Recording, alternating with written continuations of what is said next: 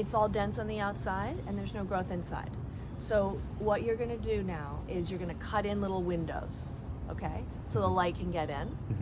Then there's growth on the inside. Then when you go in the spring or whenever you do this, you will have some growth and it won't look quite as stark. You know, it won't be like all these branches with nothing on them.